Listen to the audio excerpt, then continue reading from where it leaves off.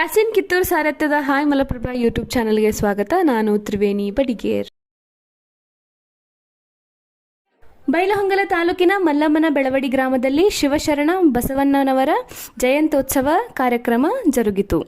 ಗ್ರಾಮದ ಜಗಜ್ಯೋತಿ ಬಸವೇಶ್ವರ ಯುವಕ ಮಂಡಳಿಯವರು ಪ್ರತಿ ವರ್ಷದಂತೆ ಈ ವರ್ಷವೂ ಅಚ್ಚುಕಟ್ಟಾಗಿ ನಿಭಾಯಿಸಿದರು. ದಿನಾಂಕ 10/5/2024 ಶುಕ್ರವಾರ ಬೆಳಿಗ್ಗೆ 10 ಗಂಟೆಗೆ ಶಟಸ್ಥಲ ಧ್ವಜಾರೋಹಣ ಮಾಡಿ ನಂತರ ಬಸವಣ್ಣನವರ ತೊಟ್ಟಿಲು ಕಾರ್ಯಕ್ರಮ ಜರುಗಿತು. ಈ ಸಂದರ್ಭದಲ್ಲಿ ಅಪಾರ ಹೆಣ್ಣುಮಕ್ಕಳು ತಾಯಂದಿರು ಉಪಸ್ಥಿತರಿದ್ದರು. ಈ ತೊಟ್ಟಿಲೋತ್ಸವದ ಸಂದರ್ಭದಲ್ಲಿ ಕೆಲ ಸಹೋದರಿಯರು ಜಾನಪದ ಶೈಲಿಯ ಬಸವಣ್ಣನವರ ಕುರಿತಾದ ಹಾಡುಗಳನ್ನು ಹಾಡಿದರು.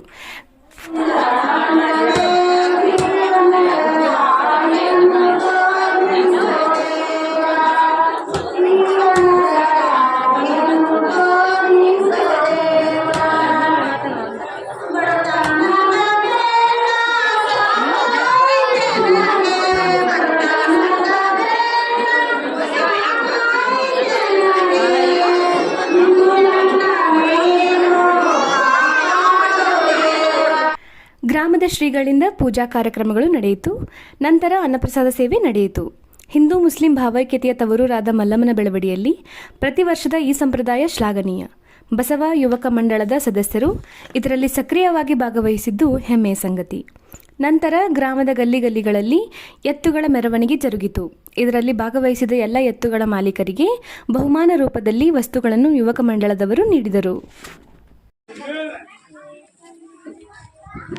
ಹಾಯ್ ಮಲಪ್ರಭಾ ಯೂಟ್ಯೂಬ್ಗೆ ಸ್ವಾಗತ. ಇವತ್ತು ಬಸವೇಶ್ವರ ಓಣಿಯ ಎಲ್ಲ ಪದಾಧಿಕಾರಿಗಳು ಇವತ್ತು ಬಸವ ಜಯಂತಿಯನ್ನು ಪ್ರತಿ ವರ್ಷದಂತೆ ಈ ವರ್ಷವೂ ಹಮ್ಮಿಕೊಂಡಿದ್ದಾರೆ. ಈ ಸಂದರ್ಭದಲ್ಲಿ ಅವರ ಅಭಿಪ್ರಾಯವನ್ನು ತಮ್ಮ ಮುಂದೆ ಇಡ್ತಾ ಇದ್ದೀನಿ. ಸರ್, ಈ ಬಸವ ಜಯಂತಿಯ ಬಗ್ಗೆ ನಿಮ್ಮ ಅಭಿಪ್ರಾಯ ನಮ್ಮ ಜೊತೆ ಹಂಚಿಕೊಳ್ಳಿ. ಪ್ರತಿ ವರ್ಷದಂತೆ ಆಚರಿಸುವ ಬಸವ ಜಯಂತಿಯ ಹಬ್ಬದ ರೂಪದಲ್ಲಿ ನಮ್ಮ ಬಸವೇಶ್ವರ ಓಣಿ ಹಾಗೂ ಬೆಳವಡಿಯ ಎಲ್ಲ ಸಮುದಾಯದವರು ಹಾಗೂ ಎಲ್ಲ ಸಾರ್ವಜನಿಕರು ಕರೆಕೊಂಡು ಪ್ರತಿ ವರ್ಷದಂತೆ ನಾವು ಆಚರಣೆಯನ್ನು ಮಾಡ್ತಿದ್ದೀವಿ. ಇದನ್ನು ನಮ್ಮ ಓಣಿಯ ಪೂರ್ವಜರು ಹಾಕಿಕೊಟ್ಟ ಮಾರ್ಗ ಬಹು ದೊಡ್ಡದಾಗಿದೆ. ಯಾಕಂತಂದ್ರೆ ಅವ್ರು ಹಾಕಿಕೊಟ್ಟ ಮಾರ್ಗನ ನಾವು ಮುಂದುವರ್ಸ್ಕೊತ ಹೊಂಟಿದ್ದೇವೆ. ಎಲ್ಲರೂ ಈಗಿನ ಪೀಳಿಗೆಗಳು ಅವರ ಶ್ರಮನ ಮುಂದೆ ಹೊಡ್ಕೊತ ಹೊಂಟಿದೆ. ಬಸವಣ್ಣವರು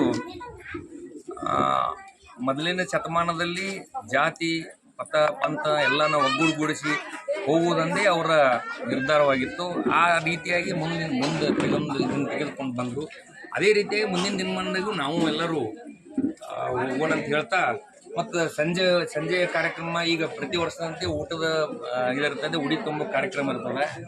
ಅದೇ ಮುಂದುವರೆದು ಸಂಜೆ 5 ಗಂಟೆಗೆ 4ರಿಂದ 5 ಗಂಟೆಗೆ ಎತ್ತಿನ ಮೆರವಣಿಗೆಯನ್ನು ವಿಜೃಂಭಣೆಯಿಂದ ಆಚರಿಸಿ ಅವ್ರಿಗೆ ಏನಾರ ಒಂದು ನಮ್ಮ ಬಸವೇಶ್ವರ ಯುವಕ ಮಂಡಳದವರು ಬಸವೇಶ್ವರ ಕಮಿಟಿಯವರೆಲ್ಲರೂ ಕೂಡಿ ಒಂದು ಕಮಿಟಿ ವತಿಯಿಂದ ಒಂದು ಉಡುಗೆಗಳನ್ನು ಏನಾರು ಕೊಡ್ತಾರ, ಅದನ್ನು ತೆಗೆದುಕೊಂಡು ವಿಜೃಂಭಣೆಯಿಂದ ಬೆಳವಡಿ ಸದ್ಭಕ್ತರು ಬೆಳವಡಿಯವರು ಎಲ್ಲರೂ ಪಾಲ್ಗೊಂಡು ಇದನ್ನು ವಿಜೃಂಭಣೆಯನ್ನು ಆಚರಿಸೋಣ ಅಂತ ಹೇಳಿ ಒಂದೆರಡು ಮಾತಿಗೆ ತಮ್ಮ ಅಭಿಪ್ರಾಯಕ್ಕೆ ಧನ್ಯವಾದ ಸರ್. ಈಗ ಬಸವೇಶ್ವರ ಓಣಿಯ ಯುವ ಮುಖಂಡರಾದ ತಿಪ್ಪಣ್ಣ ದೇಗಾಮಿಯವರು ನಮ್ಮ ಜೊತೆ ಇದ್ದಾರೆ. ಅವರು ಕೂಡ ಈ ಸಂದರ್ಭದಲ್ಲಿ ಬಸವ ಜಯಂತಿಯ ನಿಮಿತ್ತ ತಮ್ಮ ಅಭಿಪ್ರಾಯ ಹೇಳ್ತಾ ಇದ್ದಾರೆ. Please sir. ಬಸವೇಶ್ವರ ಓಣಿಯ ಪ್ರಮುಖ ಹಿರಿಯರು ಒಂದು ಚರ್ಚೆಯನ್ನು ಮಾಡಿ ಈ ಗ್ರಾಮದಲ್ಲಿ ಇರುವಂಥ ಮತ್ತು ಸುತ್ತಮುತ್ತಲಿನ ಗ್ರಾಮದಲ್ಲಿರುವಂಥ ಬಡವ ಹೆಣ್ಣು ಮಕ್ಕಳು ಮತ್ತು ಗಂಡು ಮಕ್ಕಳು ಜಾತಿ ಮತ ಪಂಥ ಭೇದ ಎನ್ನದೇ ಸಾಮೂಹಿಕ ಉಚಿತ ವಿವಾಹಗಳನ್ನು ನೆರವೇರಿಸಿಕೊಂಡು ಬಂದರು. ಸುಮಾರು 40-50 ವರ್ಷಗಳವರೆಗೆ ನಾವು ಕೂಡ ಆ ಹಿರಿಯರು ಹಾಕಿಕೊಟ್ಟಂಥ ಮಾರ್ಗದಲ್ಲಿ ಈ ಸಾಮೂಹಿಕ ವಿವಾಹಗಳನ್ನು ನಡೆಸಿಕೊಂಡು ಬಂದೆವು. ಈಗ ಪ್ರತಿ ವರ್ಷದಂತೆ ಬಸವ ಜಯಂತಿಯ ನಿಮಿತ್ತವಾಗಿ ನಾವು ಬೆಳಿಗ್ಗೆ ಧ್ವಜಾರೋಹಣ, ಶಟಸ್ಥಲ ಧ್ವಜಾರೋಹಣ, ಬಸವಣ್ಣನವರ ತೊಟ್ಟಿಲು ಪೂಜಾ ಕಾರ್ಯಕ್ರಮ, ತದನಂತರ ಅನ್ನ ಸಂತರ್ಪಣೆ, ಮಧ್ಯಾಹ್ನ 3 ಗಂಟೆಗೆ ಗ್ರಾಮದ ಪ್ರಮುಖ ಬೀದಿಗಳಲ್ಲಿ ಬಸವಣ್ಣನವರ ಭಾವಚಿತ್ರದೊಂದಿಗೆ ಹೆಚ್ಚಿನ ಸುಮಾರು 150ಕ್ಕೂ ಹೆಚ್ಚು ಜೋಡಿಗಳು ಈ ಮೆರವಣಿಗೆಯಲ್ಲಿ ಭಾಗವಹಿಸಿ ಈ ಒಂದು ಕಾರ್ಯಕ್ರಮಕ್ಕೆ ಅಥವಾ ಬಸವ ಜಯಂತಿಯ ಒಂದು ಈ ಸಂಭ್ರಮವನ್ನು ಮತ್ತಷ್ಟು ಅವು ಹೆಚ್ಚಿಸುತ್ತವೆ. ಅದೇ ರೀತಿಯಾಗಿ ನಾವು ಸಹಿತ ಹಿರಿಯರು ಹಾಕಿಕೊಟ್ಟಂಥ ಮಾರ್ಗದಲ್ಲಿ ಜಾತಿ ಮತ ಪಂಥ ಎನ್ನದೇ ಬಸವಣ್ಣನ ತತ್ವಗಳನ್ನು ಆಚರಿಸುತ್ತಾ ಗ್ರಾಮದ ದೀನ ದಲಿತರ ಒಂದು ಸೇವೆಯನ್ನು ಮಾಡುತ್ತಾ ಬಂದಿರುತ್ತೇವೆ. ಧನ್ಯವಾದ ಸರ್. ಮೊದಲನೇ ಹಿರಿಯರು ನಡೆಸಿಕೊಟ್ಟಂಥ ನಮ್ಮ ಬಸವ ಜಯಂತಿಯ ನಿಮಿತ್ತವಾಗಿ ಬೆಳಿಗ್ಗೆ ಎದ್ದ ಬಸವಣ್ಣನ ಪೂಜೆ ಮಾಡ್ತಾರೆ ಮುತ್ತೈದೆಯರು ಬಂದು. ಅದು ಮುಗಿದ ನಂತರ ಅನ್ನ ಪ್ರಸಾದ ಇರುತ್ತೆ. ಅದು ಮುಗಿದ ನಂತರ ಬೆಳವಡಿಯ ಬೀದಿಗಳಲ್ಲಿ ಬಸವಣ್ಣನ ಮೆರವಣಿಗೆಯನ್ನು ಹಮ್ಮಿಕೊಳ್ಳಲಾಗಿದೆ. ಬಸವಣ್ಣನವರು ಕಳ್ಳ, ಸುಳ್ಳ, ಮೂಢ, ವಂಚಕ, ಕೊಲೆಗಡುಕ ಇತ್ಯಾದಿ ಜನರನ್ನು ದಯವೇ ಧರ್ಮದ ಮೂಲವಯ್ಯ ಎಂಬ ತತ್ವದ ಮೃದು ಹೃದಯದ ಸುಮಧುರ ಭಾವದಿಂದ ಪರಿವರ್ತಿಸಿದರು, ಶರಣರನ್ನಾಗಿಸಿದರು. ಎಂದೆಂದಿಗೂ ನಾಶವಾಗದ ಮಾನವೀಯ ಕಲ್ಯಾಣವನ್ನು ಕಟ್ಟಿದರು. ಬಸವಣ್ಣನವರ ಈ ಕಾಯಕದ ಜ್ಯೋತಿ ಪ್ರಕಾಶದಲ್ಲಿ ಅಸಂಖ್ಯಾತ ಶರಣರು ತೊಡಗಿ ಬೆಳಗಿದ್ದಾರೆ. ಅಂತಹ ಜಗಜ್ಯೋತಿ ಬಸವಣ್ಣನವರ ಜಯಂತಿ ನಾವೆಲ್ಲರೂ ಆಚರಿಸಿ ಅವರ ಮಾನವೀಯ ಮೌಲ್ಯಗಳನ್ನು ನಮ್ಮ ಜೀವನದಲ್ಲಿ ರೂಢಿಸಿಕೊಳ್ಳುವುದು ಅತಿ ಅವಶ್ಯಕ.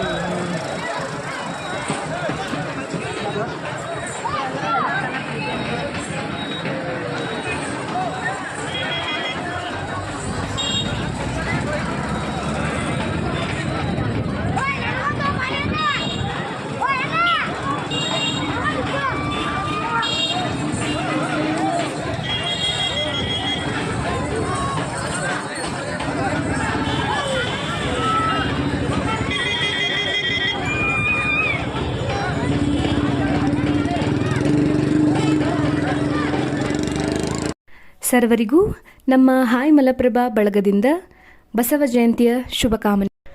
ವರದಿ ಯಾಸಿನ್ ಕಿತ್ತೂರ್, ಅಸದ್ ಆರ್ಜೆ. ಎಲ್ಲರಿಗೂ ನಮಸ್ಕಾರ. ಮುಂದಿನ ಸಂಚಿಕೆಯಲ್ಲಿ ಸಿಗೋಣ. ದಯವಿಟ್ಟು ನಮ್ಮ ಹಾಯ್ ಮಲಪ್ರಭಾ ಯೂಟ್ಯೂಬ್ ಚಾನಲ್ಗೆ ಸಬ್ಸ್ಕ್ರೈಬ್ ಮಾಡಿ.